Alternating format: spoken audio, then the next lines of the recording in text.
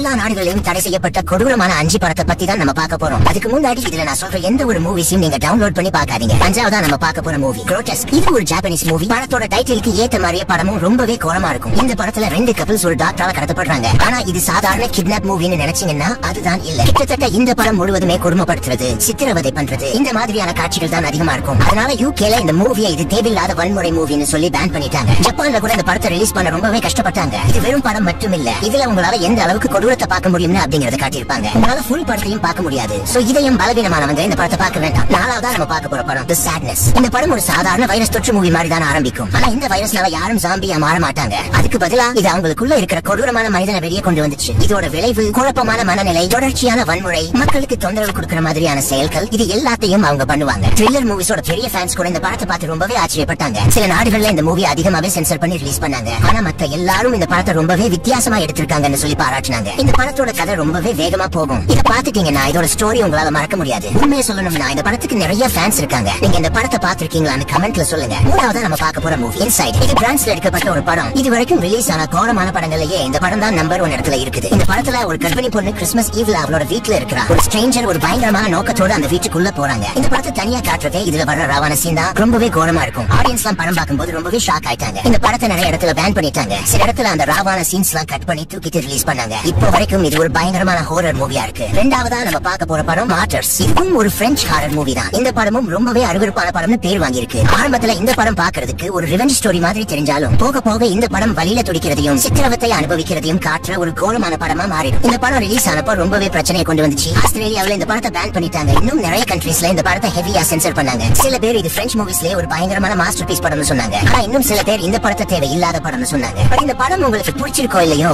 இந்த படத்தோட எண்டிங் நிறைய கேள்விகள் ஆடியன்ஸ்க்கு கொடுத்துட்டு போயிருக்கு. அதனாலதான் இன்னும் நிறைய பேர் இப்போ வரைக்கும் இந்த மூவி பத்தி பேசிட்டு இருக்காங்க. கடைசியா நம்ம பார்க்க போற படம் August Underground Mold. இந்த மாதிரி படம் இது வரைக்கும் யாருமே எடுத்தது இல்ல. இது பார்க்கிறதுக்கு படம் மாதிரியே இருக்காது. இது உண்மையாவே தப்பு பண்றவங்க அவங்க பண்றதா ஒரு கேமரால வீடியோ எடுத்தா எப்படி இருக்குமோ அப்படித்தான் இருக்கும். இந்த படத்துல ஸ்டோரியே கிடையாது. வெறும் ராவா கெட்டவங்க பண்ற எல்லா சிலிமிஷத்தையும் பார்த்த மாதிரி இருக்கும். இது பார்க்கிறதுக்கு அப்படியே ரியலா இருக்கும். இந்த படம் பேன் ஆனதுக்கு ரீசனும் இதுதான். இந்த படத்தை பார்த்த நிறைய ஆடியன்ஸ் இது படம் மாதிரியே இல்ல, உண்மையாவே நடந்த கிரைம் ஃபுட்டேஜஸ் மாதிரி இருக்குன்னு சொன்னாங்க. அந்த படத்தோட போட்டோஸ் அப்புறம் வீடியோஸ் யூஸ் பண்ண முடியாததுக்கு காரணமும் இதுதான். ஏன்னா அந்த அளவுக்கு ராவா படத்தை எடுத்து வச்சிருப்பாங்க.